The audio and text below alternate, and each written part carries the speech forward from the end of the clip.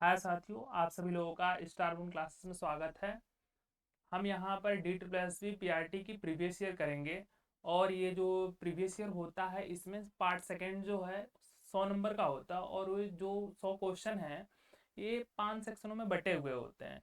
यानी प्रत्येक डिसिप्लिन में 20-20 क्वेश्चन होते हैं, तो उसी में हम करने वाले हैं।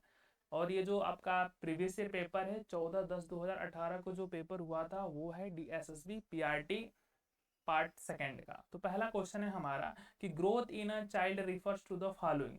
एक बच्चे में वृद्धि निम्नलिखित में से किसे संदर्भित करती है। अब देखिए वृद्धि क्या होती है, आप इसे समझिए। सबसे पहले बात की वृद्धि किसे कहते हैं, तो देखिए दो चीजें होती हैं, एक तो ग्रोथ होता है और एक डेवलपमेंट होता है। तो जहाँ भी ग्रोथ का बात आता है, यानी जहाँ भी ग्रोथ को संदर्भित किया जाता है, ग्रोथ को निर्देशित किया जाता है, तो वृद्धि जो होती है ना, ग्रोथ होती है, वो संरचनात्मक परिवर्तनों से जुड़ी होती है। और जो आपका डेवलपमेंट होता है वो कहीं ना कहीं क्वालिटी होती है उसमें, समझे। तो वो क्वालिटी से जुड़ी होती है और ये ग्रोथ क्वांटिटी से जुड़ी होती है। तो इसमें पूछ रहा है यानी ग्रोथ किसको रिप्रेजेंट करता है। तो ऑप्शंस को देखते हैं। पहला ऑप्शन इसमें केवल व्यवहारिक परिवर्तन को देखे, जहां भी व्यवहार आता है यानी आपका बिहेवियर, तो आपके बिहेवियर में क्या दिखता है। तो सीधी सी बात की जाए तो किसी अगर कोई बच्चा है तो उसके बिहेवियर में उसका विकास झलकता है, यानी उसके विकास को देखा जाता है। तो ये आपका व्यवहारिक परिवर्तन जो होता है वो किससे होता है, डेवलपमेंट से होता है। तो डेवलपमेंट के उसके अकॉर्डिंग आता है, तो ये होगा नहीं। ऑप्शन नंबर बी यानी अकेले संरचनात्मक परिवर्तन, स्ट्रक्चरल चेंज। देखिए स्ट्रक्चरल चेंज तो होता है, संरचनात्मक परिवर्तन होते हैं तो वो ग्रोथ के रेंज में आता है, लेकिन ग्रोथ का जो रेंज है इसमें अकेले थोड़े ना, एलोन थोड़े ना होगा। तो अगले ऑप्शन को भी देख लेते हैं, ये कुछ हद तक ऑप्शन बी सही है। अगला क्वेश्चन, अकेले शारीरिक परिवर्तन, यानी उसमें फिजिकल ग्रोथ भी होता है, यानी शारीरिक परिवर्तन भी होते हैं। ऑप्शन डी दे रखा है दोनों, बी और सी। अब देखिए यहाँ ऑप्शन को ना इलिमिनेट कैसे करना है, ये देखिए इसमें पहला बोल रखा है कि व्यवहारिक परिवर्तन। तो व्यवहारिक परिवर्तन किसके रेंज में आता है, वो डेवलपमेंट के रेंज में आता है। और हमें क्या पूछ रहा है, ग्रोथ किसको रिप्रेजेंट करता है। तो ग्रोथ है तो सीधी सी बात है कि व्यवहार तो होगा नहीं, तो व्यवहार है नहीं, तो ऑप्शन ए यहाँ से आपका चला गया, ऑप्शन ए गलत हो गया। अब बी और सी बचे, और बी और सी में दोनों में दे रखा है कि एक में संरचनात्मक परिवर्तन और एक में शारीरिक परिवर्तन। तो इसलिए ऑप्शन नंबर डी क्या है आपका सही है, क्योंकि दोनों इसमें होते हैं। अब अगले क्वेश्चन पर आते हैं हम। अगला हमारा प्रश्न है, पूछ रहा है growth is dash in terms of change in weight, height and size, यानी वजन, ऊंचाई और आकार में परिवर्तन के संदर्भ में वृद्धि डैश होती है। अब देखिए जो ग्रोथ होता है तो आप सभी लोग जानते हैं कि ग्रोथ एक समय बाद रुक जाता है, यानी ये कंटिन्यूस नहीं चलता है। लेकिन जो डेवलपमेंट होता है वो कंटिन्यूस होता है, लाइफ लॉन्ग चलता रहता है। बच्चे अपने व्यवहार में परिवर्तन हमेशा लाते रहते हैं। एक बुजुर्ग व्यक्ति वो भी कुछ देखता है, सीखता है, तो उसके व्यवहार में परिवर्तन आते हैं, तो वो क्या होता है, वो डेवलपमेंट होता है। लेकिन जो ग्रोथ होता है वो रुक जाता है कुछ समय बाद। अब इसके ऑप्शन को देखते हैं। ऑप्शन ए नंबर देखा, लिमिटेड टू चाइल्डहुड, यानी बचपन तक ही सीमित हो जाता है। भैया ऐसा तो है नहीं कि बच्चा 10 साल का हो गया, बचपन उसका खत्म हो गया तो अब उसका वृद्धि ही नहीं होगा, उसकी बाजू नहीं बढ़ेंगी, उसका वेट नहीं बढ़ेगा, ये तो गलत है। यानी ऑप्शन नंबर ये आपका क्या गलत हो जाएगा। अब ऑप्शन नंबर बी पे देखते हैं, यानी 35 वर्ष की आयु तक। चलिए ये कुछ हद तक मान सकते हैं कि 35 वर्ष दे रखा है, यानी उसका बच्चा एडल्ट हो जाएगा। एडल्ट तो अकॉर्डिंग टू मतलब 20 वर्ष में ही हो जाता है, तो 35 वर्ष तक कुछ हद तक ये ठीक है। ऑप्शन सी 60 वर्ष में रहे, 60 वर्ष में तो कुछ लोग मतलब बुढ़े हो जाते हैं, तो 60 वर्ष मैक्सिमम आयु मान ली जाती है किसी व्यक्ति के लिए। और निरंतर मतलब ये कैशलेस होता है, तो कैशलेस की कोई बात नहीं होगी। तो इसका राइट आंसर होगा ऑप्शन नंबर क्या बोला जाता है, B. Option number B right answer होगा। 35 वर्ष की आयु तक, ये ऑफिशियल आंसर में दिया हुआ है।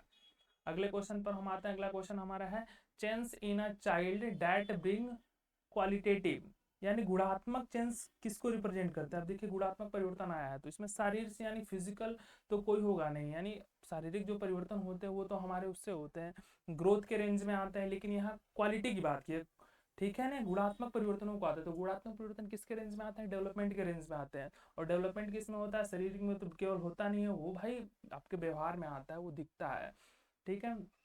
तो किसमें होगा, सांस्कृतिक कल्चर, तो ये भी कोई उतना है नहीं। ये ऑप्शन नंबर सी सही होगा, क्योंकि विकासात्मक डेवलपमेंटल होता है। अब डेवलपमेंटल किस में आता है, डेवलपमेंटल यानी विकासात्मक किस में होता है, गुणात्मक परिवर्तन। जो भी गुणात्मक परिवर्तन होते हैं वो किसके रेंज में आते हैं, डेवलपमेंट के रेंज में आते हैं। इसलिए ऑप्शन नंबर सी आपका सही होगा। अगले क्वेश्चन पर हम आते हैं। अगला क्वेश्चन हमारा है, which of this term is specially means after birth, यानी जन्म के बाद इनमें से कौन सा शब्द विशेष रूप से अर्थ होता है। यानी कहने का मतलब है कि जन्म के बाद कौन सा प्रयोग किया जाता है। अब देखिए बच्चे हो जन्म लेते हो तो प्रसव पूर्ण अवस्था होती है, तो जो बच्चा जन्म लेता है उसको न्यू बेबी बोला जाता है, यानी प्री नेटल पीरियड तो वो प्रसव पूर्ण अवस्था होगी। लेकिन जो बच्चा जन्म लेने के बाद होता है तो उसको, एक तो इसके ऑप्शन में मुझे कुछ दिक्कत लग रही है तो इस क्वेश्चन को आप लोग छोड़ दीजिए, क्योंकि शायद टाइपिंग में कुछ मिस्टेक हुआ है इसके ऑप्शन में। ठीक है, अगले क्वेश्चन पर हम आते हैं, question number 5। The direction of development in a child along the longitudinal axis is called, यानी अनुदैर्ध्य अक्ष के साथ एक बच्चे में विकास की दिशा क्या कही जाती है। अब यहाँ देखिए लॉन्गिट्यूडनल एक्सिस दे रखा है, तो लॉन्गिट्यूडनल किस में जाता है, सेफेलोकॉर्डल में जाता है। सेफेलोकॉर्डल डेवलपमेंट जो होता है सिर से पैर तक होता है, प्रोक्सिमल डिस्टल होता है वो केंद्र से बाहर की तरफ होता है। अब सेफेलोकॉर्डल में क्या होता है, सबसे पहले बच्चा अपने सिर पर वो नियंत्रण करता है, फिर सीधे सीधे नीचे जाता है, सिर से पैरों तक होता है, उसको सेफेलोकॉर्डल बोला जाता है। इसके लिए ऑप्शन नंबर ए सही होगा। अगले क्वेश्चन पर हम आते हैं, क्वेश्चन नंबर 6। इसमें लिखा है which part of the body does the child first gain control over, यानी बच्चे के शरीर के किस हिस्से में सबसे पहले नियंत्रण पाता है। देखिए सबसे पहले किस पर नियंत्रण पाता है, अब इसको ऑप्शंस के कारण देखेंगे। ऑप्शन ए दाहिने हाथ पर दे रखा है, ऑप्शन बी बायां हाथ यानी left arm, option C head, option D पैर। अब देखिए अभी आपने इसके अगले क्वेश्चन में पढ़ा था, क्वेश्चन नंबर 5 में सेफेलोकॉर्डल क्या होता है। अब देखिए जो डायरेक्शन के होते हैं 2 टाइप्स के होते हैं, सेफेलोकॉर्डल और प्रोक्सिमल डिस्टल। लेकिन यहाँ पूछा है कि सबसे पहले बच्चा कहाँ कंट्रोल करता है, तो ये कंट्रोल सबसे पहले बच्चे का सिर पर होता है, क्योंकि जो सिर होता है बड़ा सेंसिटिव होता है। सबसे पहले आप देखिए बच्चों को ना सिर पर ज़्यादा ध्यान दिया जाता है, तो सबसे पहले बच्चा अपने सिर को घुमाने इधर उधर यानी उस पर कंट्रोल पा लेता है, फिर उसके बाद बाकी हिस्सों पर, शरीर के बाकी हिस्सों पर कंट्रोल पाता है। इसलिए ऑप्शन नंबर सी इसका क्या होगा, सही होगा। अगले क्वेश्चन पर आते हैं। Which of this statement is true, यानी इनमें से कौन सा कथन सत्य है। अब देखना है कि इनमें से कौन सा कथन सत्य है।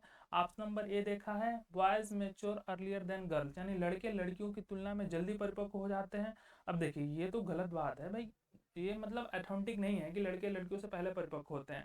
एंड ये ऑप्शन नंबर गलत है, क्योंकि लड़कियां लड़कों से पहले परिपक्व होती हैं और 2 साल मतलब उनका ना जल्दी चलती है। जैसे लड़का अगर 10 साल का है तो लड़की 10 साल में 12 साल की हो जाती है, यानी 2 साल लड़कियों का परिपक्व ज्यादा होता है। ऑप्शन नंबर बी पर आते हैं, लड़के और लड़कियां दोनों एक साथ उम्र के दौरान परिपक्व होते नहीं, ये भी रॉन्ग ऑप्शन है, क्योंकि एक साथ दोनों परिपक्व नहीं होते, यानी इनमें ना डिफरेंस होता है, लड़कियां 2 साल ज्यादा होती हैं।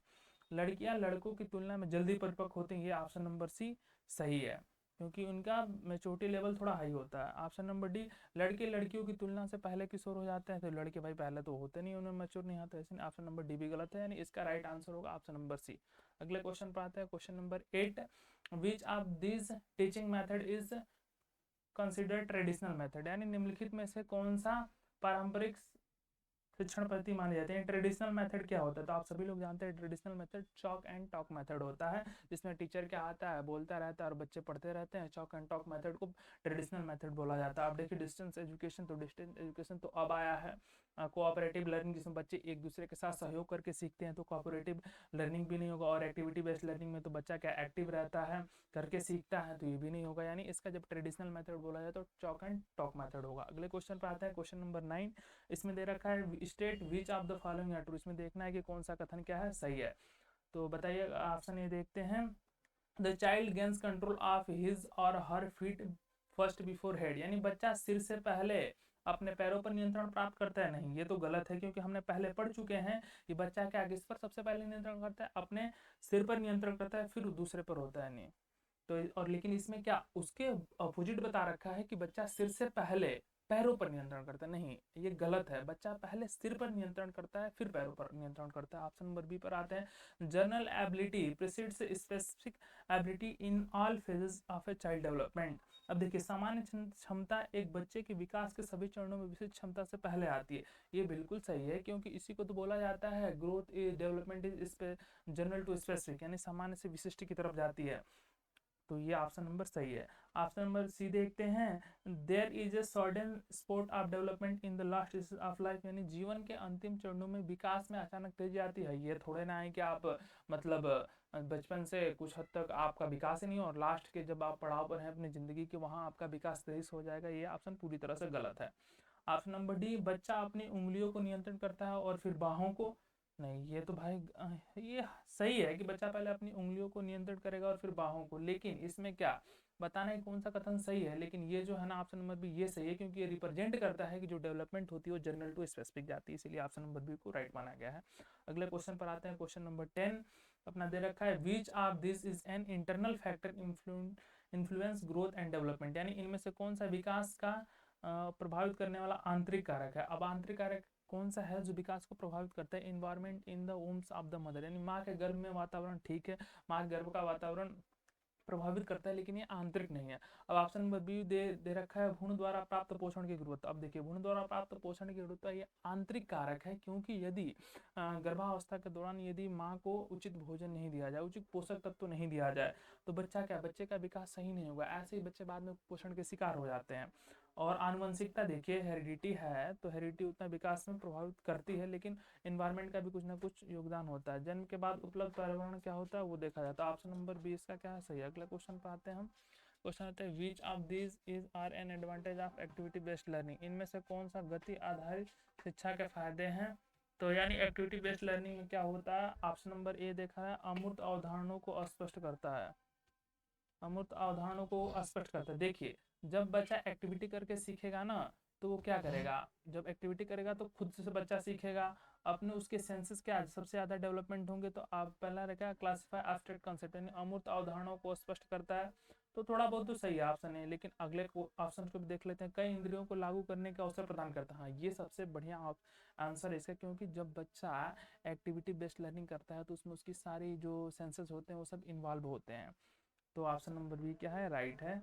ऑप्शन नंबर बी भी सही है। अगले क्वेश्चन पर आते हैं। अगले मतलब ऑप्शन पर आते हैं। बहु शिक्षण सीखने के तरीकों को एकीकृत करता है, यानी इंटीग्रेटेड मल्टीपल में होता है, इंटीग्रेटेड होता है यानी बहुत सारे शिक्षण विधियों को बच्चा सीखता है। अब इसमें देखिए ऑप्शन दे रखा है उपरोक्त सभी।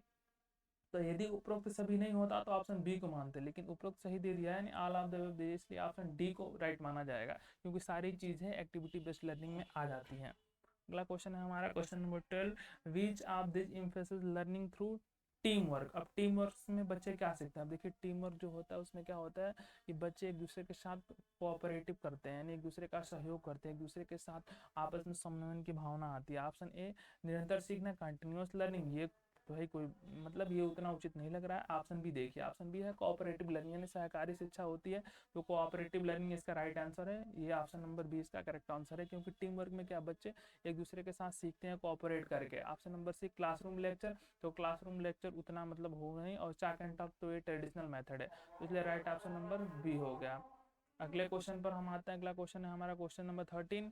Creating common identity for the group which an attitude towards helping in the hallmark, यानी मदद करने के प्रति दृष्टिकोण वाले समूह के लिए सामान्य पहचान क्या है हॉलमार्क के अनुसार। अब देखिए हॉलमार्क में ना 3 प्रकार की इन्होंने बताई थी, एक इंडिविजुअल अकाउंटेबिलिटी और इक्वल स्टेट इंटरेक्शन और इंडिविजुअल लर्निंग, और इंडिविजुअल लर्निंग नहीं बताई थी उन्होंने, और पॉजिटिव इंटर डिपेंडेंस बताई। तो अब इसमें क्या एक समूह को मदद करना है, यानी मदद करने का दृष्टिकोण क्या है, एक समूह के लिए मदद करना है। अब देखिए जब समूह के लिए मदद करना है तो ज्यादा लोग होंगे, तो वहां पर इंडिविजुअल अकाउंटेबिलिटी नहीं आ रही, व्यक्तिगत जवाबदेही आप नहीं ले सकते, क्योंकि यहाँ समूह की बात हो रही। तो ऑप्शन नंबर एक खत्म हो गया, वैसे ये नहीं होगा।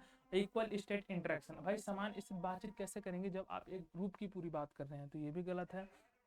अब option number C individual learning, व्यक्तिगत शिक्षा कैसे होगी, भाई आप अपने लिए स्वयं अकेले थोड़े ना सीख रहे हैं, तो ऑप्शन नंबर डी भी गलत है।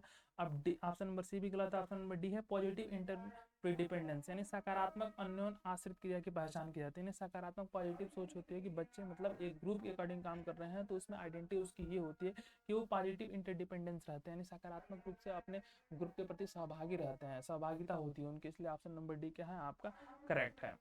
अगले क्वेश्चन पर आते हैं। Question number 14।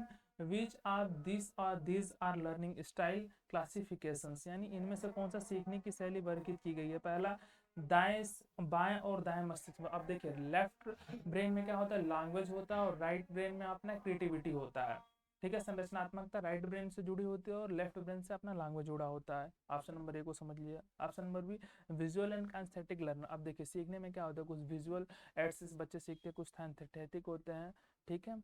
और सीसा होता है गतिविधि, यानी एक्टिविटी करके भी कुछ बच्चे सीखते हैं, यानी इसलिए ऑप्शन नंबर डी इसका सही है, क्योंकि सभी चीज़ों से बच्चे कहीं ना कहीं सीखते हैं।